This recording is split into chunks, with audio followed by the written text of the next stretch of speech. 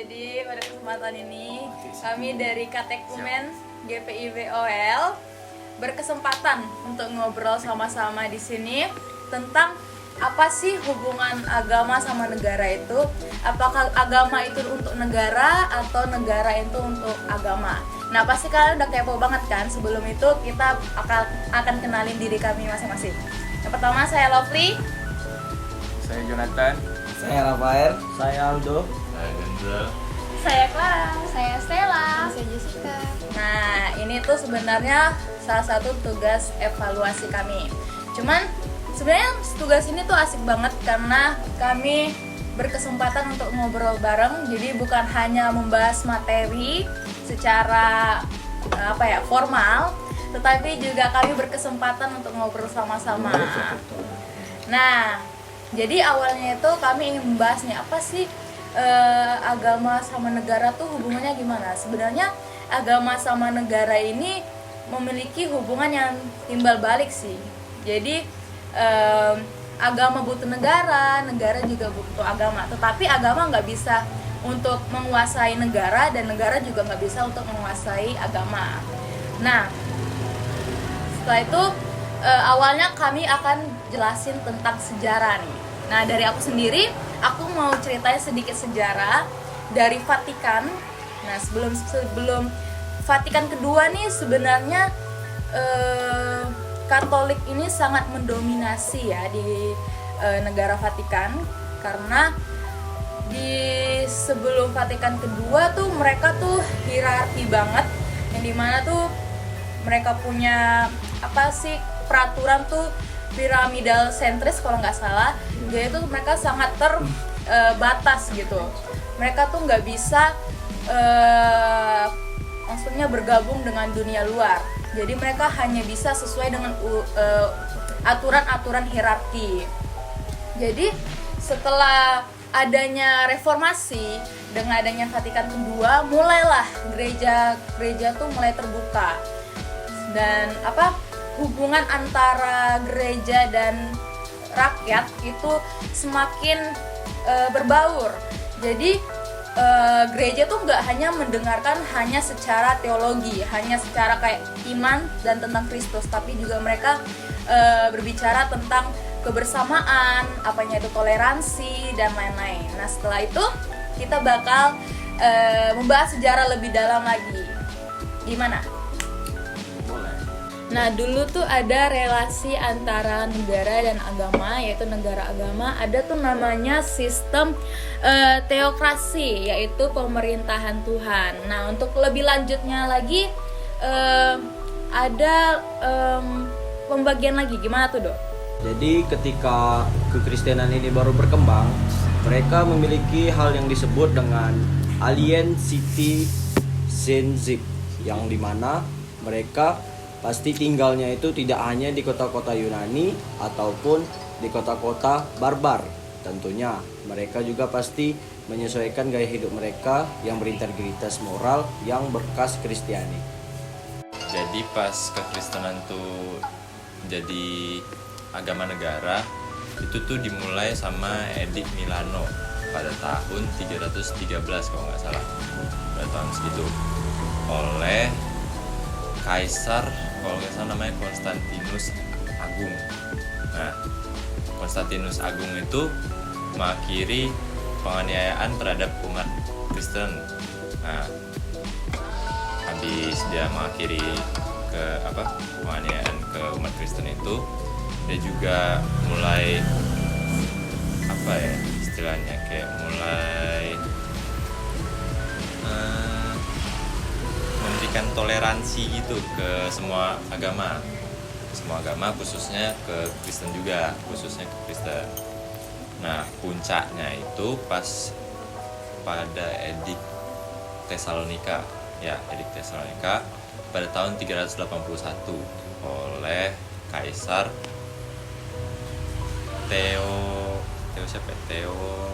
Theodosius pertama.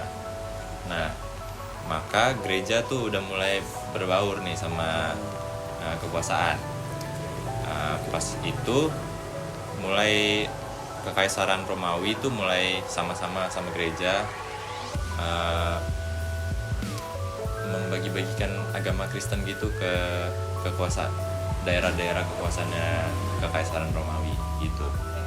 Nah, jadi dalam konteks ini ketika gereja mulai dan makin berkuasa di Kekaisaran Romawi, seorang bapak gereja yang bernama St. Agustinus menulis buku yang berjudul De Christiani Dei pada awal kelima kalau tidak salah.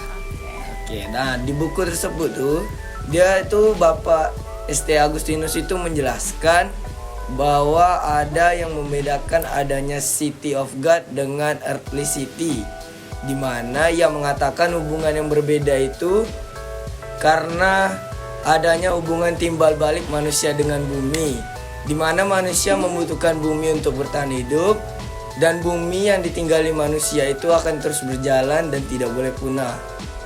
Yaitu lalu ada juga dia menjelaskan di buku tersebut bahwa pada masa itu kekristenan dibagi menjadi dua, di mana ada orang yang percaya bahwa Tuhan itu ada dan juga ada orang yang percaya bahwa Tuhan itu tidak ada.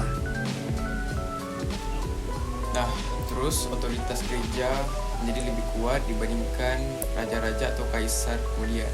Dahulu berabad-abad, monarki di Eropa dikuasai dengan gagasan divine right. Maksud divine right itu artinya para raja menganggap mereka itu menjadi penguasa di wilayahnya maupun gereja di dalam teritorial mereka, dan seringkali dipahami dengan Caesaropapism. Nah, Paus sebagai pengikut Kristus di bumi harus menjadi penguasa di negaranya dan gereja di tempatnya. Itu ya. Nah, itu merupakan sejarah agama dan negara yang bisa kami jelasin. Ini sebenarnya lebih ke agama, lebih terbuka ke negara sih sebenarnya ya. Nah, selain itu kita punya juga sejarah di dalam Indonesianya ini lagi. Nah, apa sih agama tuh di negara Indonesia tuh bagaimana sih? Nah, kita bakal dengerin nih. Jadi gimana lah? Nah, jadi gini Ci, Gimana tuh lah? sejarah agama sama negara di Indonesia tuh mengalami kompleksitas. Yang faktor-faktornya itu ada politik, sosial, sama agama. Terus gereja-gereja di Indonesia tuh ditantang eksistensinya. Dimana kan Indonesia ini rata-rata Muslim. Terus gereja tuh ditantang lah eksistensinya. Terus walaupun Pancasila tidak mendukung ya, walaupun UUD 1945 tidak mendukung itu penindasan mayoritas. Iya, ya. Jadi dengan ngomong-ngomong bicara tentang negara dan agama nih, itu pasti tidak terlepas dari diskusi konstitusi, politik, hukum, demokrasi, kebebasan agama, dan HAM, bahkan isu-isu sosial lainnya. Iya, sebenarnya sebagai penjelasan tambahan sih. Jadi tuh ini bukan tentang muslimnya ya, tapi kami lebih berpikir tentang masalah-masalah ya yang sering kami jumpai gitu. Sebenarnya bukan umat muslimnya, tapi beberapa oknum muslim yang mungkin pikirannya belum terbuka akan hal ini. Jadi sebenarnya banyak sekali sih yang masalah sering kita jumpai ya.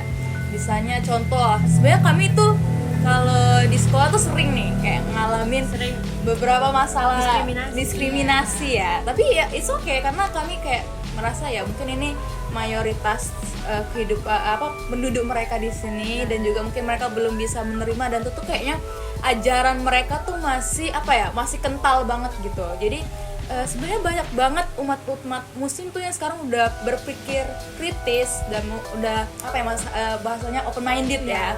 Jadi udah lebih terbuka akan dunia luar. Nah, sebenarnya bukan gereja aja yang belum terbuka, sebenarnya ada juga agama-agama lain yang udah dalam proses dalam proses terbuka gitu. Terus aku tuh punya pengalaman tentang diskriminasi yang aku alami di sekolah. Kan rata-rata di sekolahku tuh muslim gitu kan.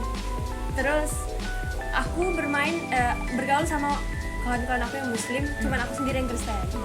Jadi aku tuh diajak login. Mau? Enggak. Setia sama Tuhan Yesus. Beriman. Ya itu contoh contohnya sih, lebih ke contohnya. Sebenarnya nggak masalah kan, maksudnya kayak ya tak masalah, cuman kayak mungkin lebih ke Pikiran yang belum terbuka. iya pikiran tebak. Kami juga kita kayaknya merasa maklum juga sih. Iya. Terus apa lagi nih? Nah, dalam sepanjang perjalanan sejarah umat manusia nih ya, gereja dan negara mempunyai hubungan yang berbeda. Apa tuh? Pertama, mengapa bisa terjalin dulu ya? Hubungan tersebut tuh bisa terjalin karena adanya relasi antara gereja, antara pemerintahan di dalam gereja dan pemerintahan di dalam negara itu sendiri. Nah, hubungan yang bervariasi tersebut diwarnai oleh berbagai peristiwa yang terjadi dalam sejarah manusia ya. Ada kalanya nih ketika gereja dan negara benar-benar terpisah, tapi ada kalanya juga dalam sejarah yang terjadi itu mereka bersatu dan bergabung ya. Demikian juga ada masanya ketika gereja dikuasai sepenuhnya oleh negara, dan sebaliknya ada masa dalam sejarah perkembangan gereja dikuasai negara tuh dikuasai oleh gereja. Kayak hubungan timbal balik gitu. Kayak awal aku bilang sih. Iya, yang tadi. Sebenarnya negara dan gereja itu kayak contohnya yang tadi negara Vatikan itu sebenarnya ya. Ya, jadi mereka sambil timbal balik dari sejarahnya aja udah berlangsung lama, dan itu ya gitu-gitu terus. Jadi ada saatnya negara menguasai gereja, maksudnya bukan menguasai sih, tapi lebih mendominasi. Jadi mereka saling bekerja sama, tapi mungkin antara agama yang mendominasi atau negaranya yang mendominasi gitu. Selain sejarah nih ya, ada juga tuh pemisahan. Jadi pemisahan antara negara dengan gereja. Jadi gereja dan negara itu kayak mereka saling tertutup gitu. Gereja tertutup dengan negara, negara juga tertutup dengan kehadiran gereja. Nah, dengan hal ini sering banget tuh terjadi pemisahan, membuat gereja itu seakan-akan terlupakan, bahkan kayak tersingkirkan gitu di kehidupan rakyat. Terus demokrasi yang menjadi asas pemerintahan modern itu ya, termasuk di Indonesia, membuat dominasi koruptif gereja itu tuh nggak mungkin bakal berkuasa. Jadi agama itu pasti udah nggak akan lah jadi penguasa di negara gitu. Nah, tapi seiring berjalannya waktu, kita sekarang hidup di zaman modern secara demokratis ya. Jadi gereja dan negara itu sudah saling terbuka. Gereja sudah terbuka dengan negara, dan negara juga sudah terbuka dengan kehadiran gereja. Ya, jadi baik pemisahan gereja negara maupun dominasi gereja atas negara itu udah gak mungkin lagi terjadi. Nah, dalam konteks modern, model yang dipakai di negara kita itu model partisipatoris, atau biasa kita kenal sebagai public participatory, yang dimana gereja itu berpartisipasi secara proaktif dalam setiap bidang kerakyatan, kenegaraan, dan juga politik gitu. Nah, dari lanjutan yang kita bicarain dari Ella itu, sebenarnya gereja dan negara itu tidak boleh dicampur adukan, tapi tidak boleh juga dipisahkan. Jadi gereja tidak boleh berdiri di atas negara, negara juga tidak boleh berdiri di atas gereja. Dan sebenarnya negara dan gereja itu memiliki tugas masing-masing, tapi memiliki tujuan yang sama, yaitu kesejahteraan umat manusia dan lingkungan alam ciptaan Tuhan.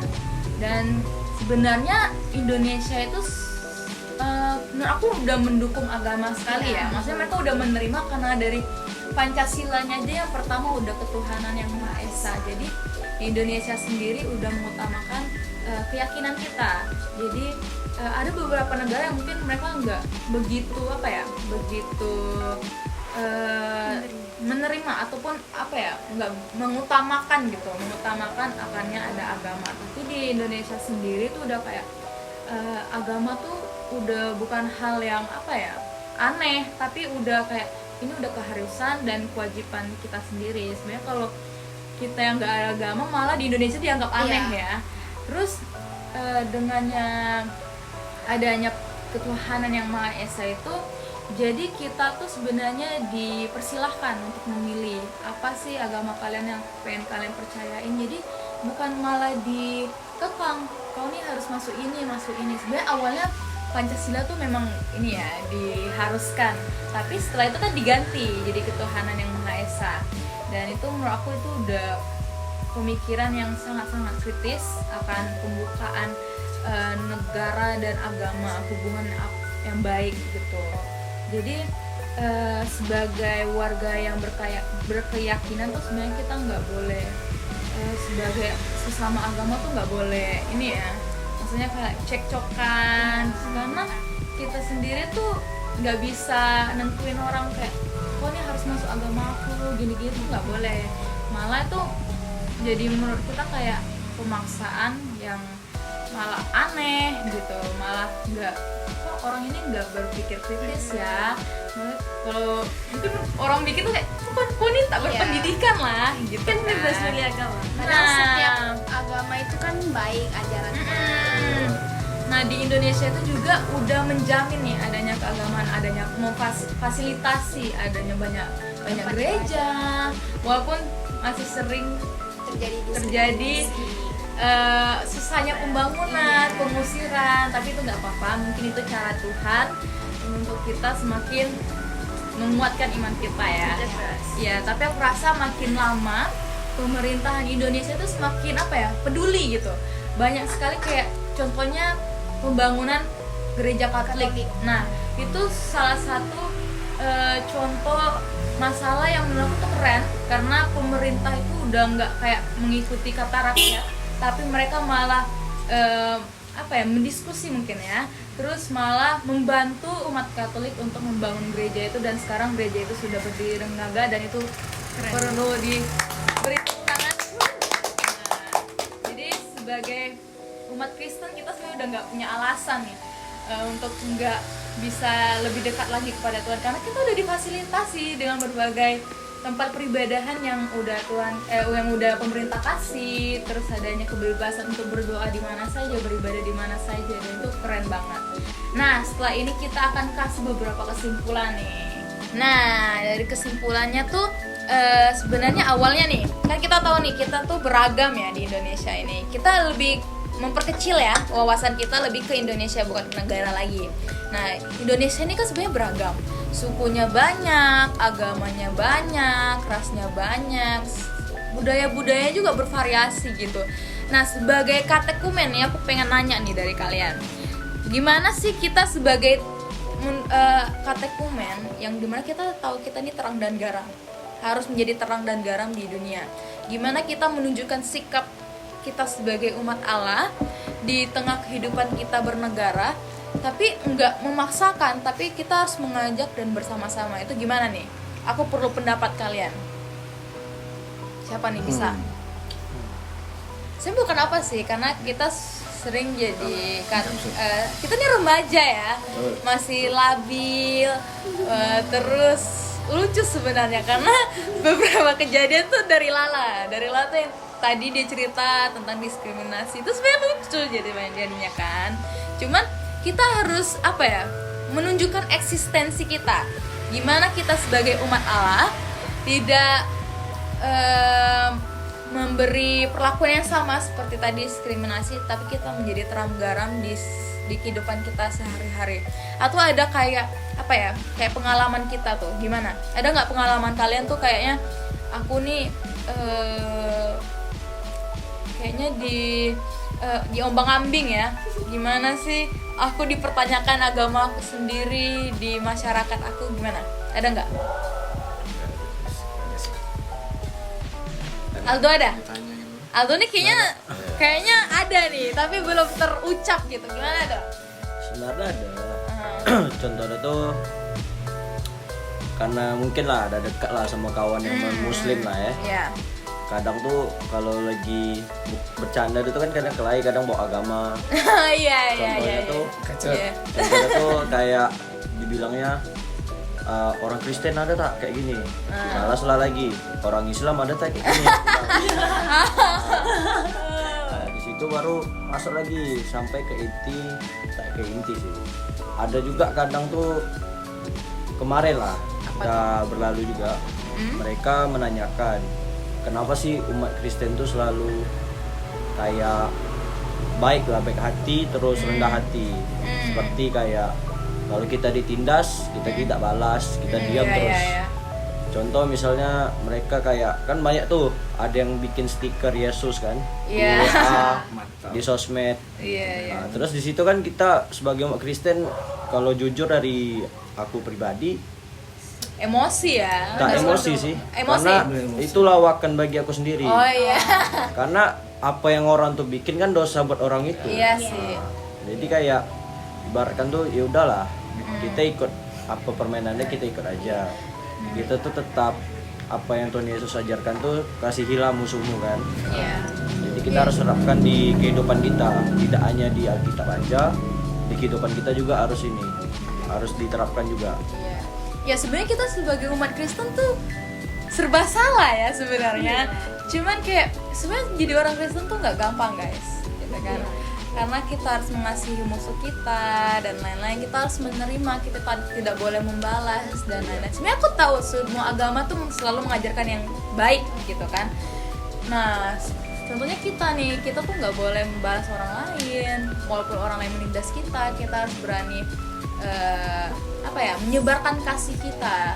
Nah itu kayak terang dan garam, sebenarnya itu susah sekali dan itu hampir tidak mungkin kita lakuin secara dalam kehidupan kita sehari-hari karena kita manusia normal, yang mana kita punya emosi, punya tersinggung gitu kan, kita juga mudah tersinggung dan lain-lain. Nah, kayak aku nih. Apalagi lalu nih kayaknya banyak kejadian ya. Gimana tuh? Ini karate nih. Wes. Terus karate Anak kan hari karate. Minggu. Oke.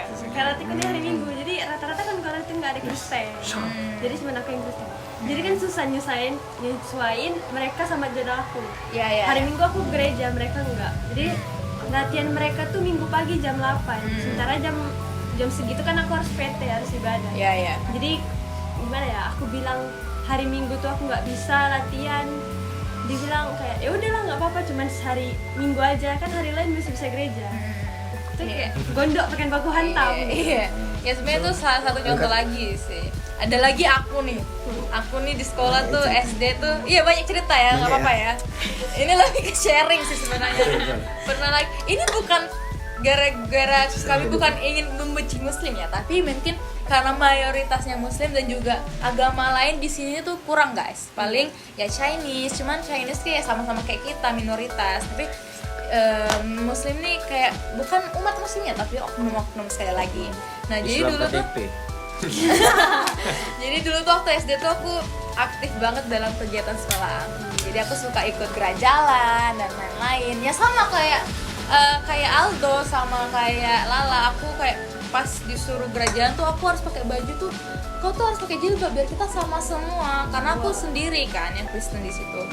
Jadi sebenarnya aku awalnya kayak tergugah gitu ya, kayak iya ya, apa aku harus pakai jilbab juga biar sama kayak mereka. Maksudnya kayak aku tak boleh egois nih, masa mereka sama aku nggak sama gitu. Cuman setelah aku waktu itu diam, terus aku kayak mikir, terus aku kayak mencerna, terus aku kayak yaudah kalau gitu aku juga nggak mau pakai jilbab ya, karena itu nggak sesuai, maksudnya bukan nggak boleh, cuman kayak ya nggak sesuai aja gitu. Jadi aku nggak mau eksistensi kekristenan yang ada di diri aku tuh hilang gitu. Kayak orang harus tahu aku nih Kristen juga gitu. Jadi kayak nggak hanya orang Muslim di sini, tapi ada orang Kristen juga yang mau ikut dalam kegiatan ini. Jadi aku nggak menolak menggunakan hijab guys. Jadi ya mungkin setelah aku bicarain ke mereka, akhirnya mereka juga mengerti kalau sebenarnya kita juga perlu toleransi. Jadi ya gitu. Ya jadi kita saling menerima aja gitu. Terus ada lagi nih, sharing. Ada. Oh, Aldo ada lagi? Terlalu panjang. Nah, kalau mungkin di sekolah negeri tuh sering ya. Sering, Cuman dominasi. Iya, mendominasi. Cuman mungkin kayak aku, Ella sama Denzel gara-gara di sekolahnya yang juga Katolik, mayoritas Katolik, terus ajarannya juga Katolik, jadi kami lebih sedikit gitu. Terus yang aku kerennya nih ya, di sekolah Katolik kami ini, nah sekolah Katolik kami ini pas mungkin pelajaran agama, mungkin agama Katolik aja, tapi gurunya ini lumayan luar biasa karena mereka nggak hanya membahas tentang kehidupan Katolik, tapi mereka membahas juga gimana sih, guru-gurunya ini sering tanya kayak kalau Muslim tuh gimana, kalau Buddha tuh gimana. Nah aku suka karena guru ini kasih kita berpendapat sama agama, jadi kita tuh sharing, jadi bukan terfokus dalam pelajaran Katoliknya, tetapi dia juga terbuka akan agama lain. Jadi pelajaran yang diajarkan agama Katolik itu tersebar juga di agama lain, bukan untuk mengundang mereka masuk ke Katolik, tapi lebih memberi masukan-masukan yang baik, gimana kepribadian yang bagus, gimana perilaku yang bagus yang harus kita lakuin dalam kehidupan sehari-hari, dalam gereja. Malahan guru-guru itu malah suruh kita ibadah, kalian harus ibadah tiap minggu, kalian harus berdoa, kalian harus mendekati iman kalian ke Tuhan kalian gitu. Itu bagus banget menurut aku, dan itu jarang banget bisa kita jumpai di sekolah-sekolah lain ya, dan itu cukup beruntung. Dan wah, semoga guru-guru agama lain juga berpikir seperti gitu. Nah, terus gimana nih? Nah, terus aku juga ingin membahas tentang negara sama pemerintah nih. Seru ya, seru banget nih negara sama pemerintah. Sebenarnya ini kayak agak gimana nih, agak apa ya, kayak kadang-kadang takut-takut gimana gitu. Cuman ya itu, kita harus membahasnya karena tapi menurut kalian tuh gimana sih pemerintahan Indonesia sekarang? Apa udah terbuka nggak sama agama-agama yang ada? Gimana? Kalau pemerintah kurang tahu, tapi ada kabar yang pas Jokowi ini dia bikin hari kenaikan Tuhan Yesus tuh hari apa ya? Dia ada kasih nama khusus Kristen. Isa Al-Masih.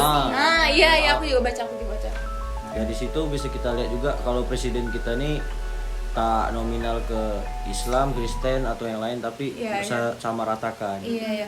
Terus aku juga tengok kemarin pas Natal di Solo kalau nggak salah ya, atau di mana aku lupa. Di Solo. Iya, ada daerah tuh mereka menghiasi juga ornamen Natal itu. Terus di sini ya guys, di Balai ya, for your information aja. Kalau di sini tuh Imlek tuh heboh ya. Banyak banget ornamennya. Terus kalau Lebaran juga banyak lampion-lampion, dan itu kayak masyarakat di sini tuh ikut berpartisipasi, ikut senang, kayak ada yang foto di sana, foto di sini, walaupun dia Kristen tapi tetap foto di lampion dan lain-lain. Itu keren sih. Menurut aku masyarakat di sini itu udah mulai terbuka akan agama-agama yang ada. Itu keren banget sih menurut aku. Nah, terus orang-orang Karimun harus bangga ya dengan itu ya. Terus ada lagi nggak nih? Pemerintah sama negara. Pemerintah sama agama. Ada lagi nggak? Ada sih, kan tadi kau sendiri udah bilang kalau misalkan pemerintah tuh udah secara terbuka menerima semua agama di Indonesia. Di Indonesia kan agamanya ada 6 dan semuanya itu sudah difasilitasi dengan tempat ibadahnya masing-masing. Ada masjid, gereja, apa lagi? Ada kelenteng, vihara. Ya itu menurut aku udah termasuk pemerintah tuh udah ngasih yang terbaik gitu untuk dalam agama di Indonesia. Iya sih, aku juga merasa gitu karena beberapa negara tuh sebenarnya guys, mereka nggak terlalu peduliin ya tentang agama. Malah kalau kalian nggak punya agama tuh ya mereka udah nggak biasa. Iya biasa, itu hal yang biasa, hal yang lumrah. Padahal itu nggak lumrah guys, karena kita sebagai manusia juga perlu adanya iman akan kepercayaan. Tapi aku bukan menyudutkan orang ateis ya, cuman kayak ya itu pemahaman kami, kayak ya Tuhan itu sebagai apa ya, kayak pedoman kita aja gitu. Nah terus di Indonesia ini tuh udah terbuka banget, udah nggak seperti sebelum Vatikan kedua.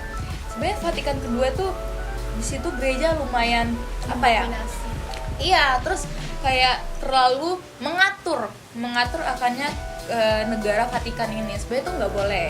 Cuman untungnya udah ada reformasi Vatikan kedua yang udah mulai membuka pikiran-pikiran itu luar biasa sih. Sebenarnya Tuhan Yesus tuh nggak mau kita hanya memikirkan tentang iman kegerejaan kita aja ya guys. Jadi Tuhan mau kita untuk membuka orang lain, menyebarkan kasih kita kepada orang lain, tidak hanya untuk sesama kita umat Kristen tapi juga untuk agama lain gitu.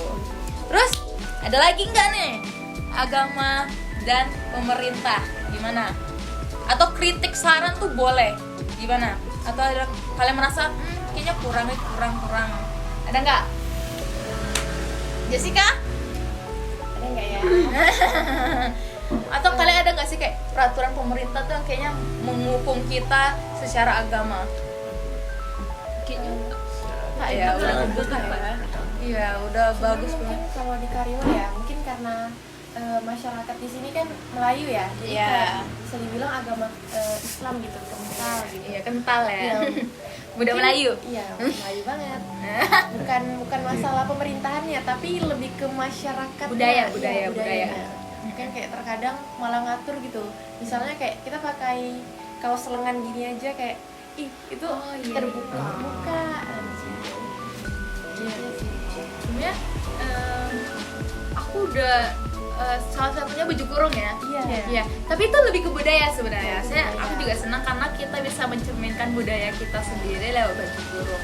Terus kayak mungkin lebih penggunaan celana pendek dan lain-lain mungkin menjadi apa ya, masih Kayak asing gitu ya. iya masih baku banget gitu di sini. Jadi tapi itu hanya beberapa tempat sih. Iya. Kayak di Meral sini tuh udah rumlah sebenarnya pakai celana pendek lagi mana gue karena di sini mayoritas Chinese kan. Iya. Iya sih, itu aja sih lebih ke budaya aja. Terus ada nggak lah? Paling sama kayak Jessica. Saudara kalian? Jojo sama Rafa tadi nggak bicara. Macam mana? Apa tuh gimana? Pendapat kalian? Aku nih nak bicara soal Aldo yang tadi ya.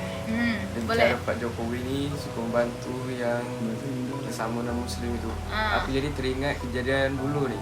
Dulu gereja di Katolik tuh di Balai mau direnovasi, tapi ada oknum yang melarang itu. Iya. Jadi aku teringat gitu. Terus Pak Jokowi langsung yang menolong gereja itu untuk direnovasi. Itu aku Iya. salut sih sama Pak Jokowi. Iya, itu selalu banget. Dan Sampai ini membantu. ketepatan lagi pemilu ya. Nah, sebenarnya menurut aku Pak Jokowi, kinerja Pak Jokowi itu udah bagus sekali. Betul. Tepuk tangan dulu. Kita Jokowi. Nah, Berapa nilainya? aduh itu infinity ya. Iya. Jadi yang bisa saya harapkan nggak boleh tuh. Yang bisa saya harapkan semoga presiden yang akan terpilih ini bisa melanjutkan atau bahkan lebih baik lagi gitu ya. Karena Pak Jokowi udah 2 jempol. Udah bagus banget.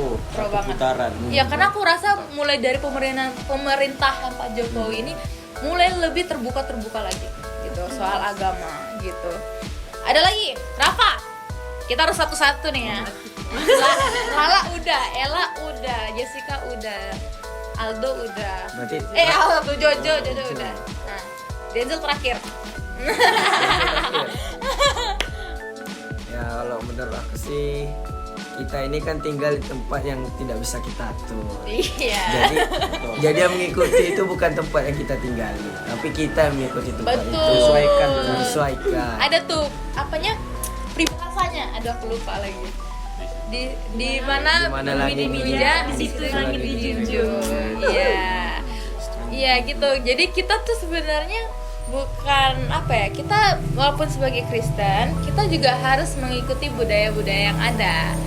Budaya itu bukan apa ya, bukan kayak aku harus pakai jilbab nih, aku harus pakai ini nih, aku harus pakai ini, enggak gitu guys. Maksudnya kayak kalian menghormati aja. Gimana sih kalau di lingkungan tersebut masih baku tentang penggunaan pakaian, ya kalian mengikuti.